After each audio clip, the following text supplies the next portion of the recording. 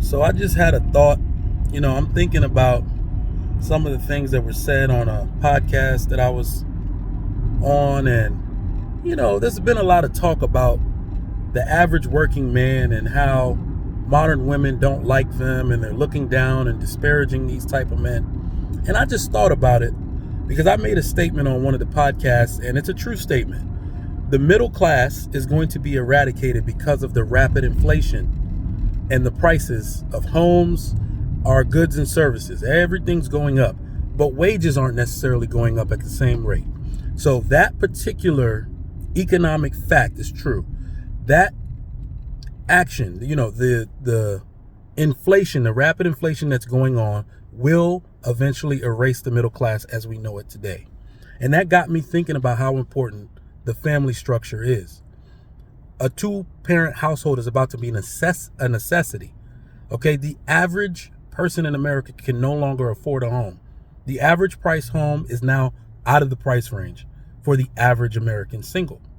All right, so you say you don't need a man, or a man doesn't need a woman, or nope. It's going to be very clear that the only people that have a possibility of thriving are going to be families. Two-parent households are going to basically come back in style because of what I just said.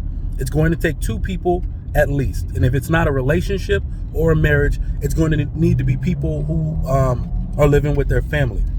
Okay, so you're going to have to group up in order to survive pretty soon in this country. And that got me thinking.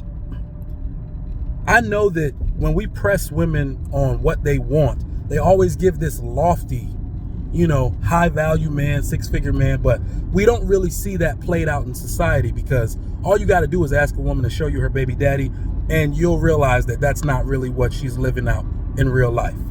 Her baby daddy, some ordinary, probably actually a bum, some dude who, that hasn't made a good living for himself or anything like that. So we know that that's not really what they're doing, but for some reason that rhetoric is stuck and it's resonating in society that women should overvalue themselves, and that's led to them putting down the average working man. And that's something that I have a problem with. All right, so I just want to make a statement to say that I am a businessman, right? I've worked in the corporate style. I've been a director before, right? So I've made good money and all of that, but I'm thinking now, I'm very well educated, but that's not the average man, especially the average black man. And that's okay. The average black man is not going to have a master's degree. The average black man is actually not going to work in the corporate world. The average black man is more likely going to be a tradesman. All right. And there's nothing wrong with that. Those men actually are set up in the new society that we're going into to make more money than everyone else, if we're really looking at it in its totality.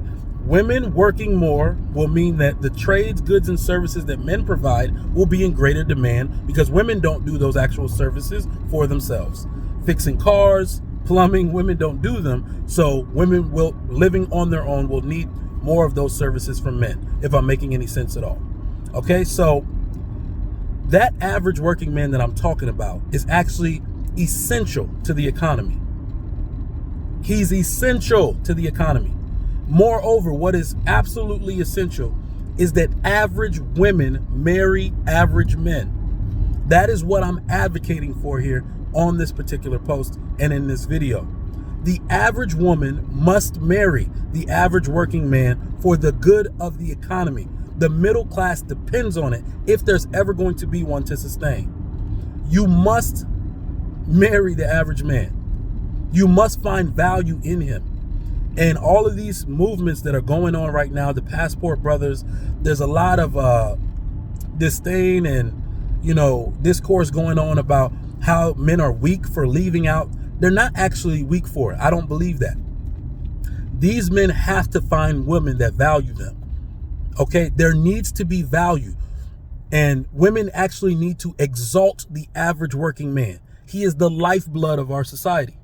When you really think about it from an economic standpoint, the average working man, the mechanic, the plumber, the electrician, okay, the UPS driver, the FedEx driver, the guy that washes cars at Enterprise in between so you can get that service done.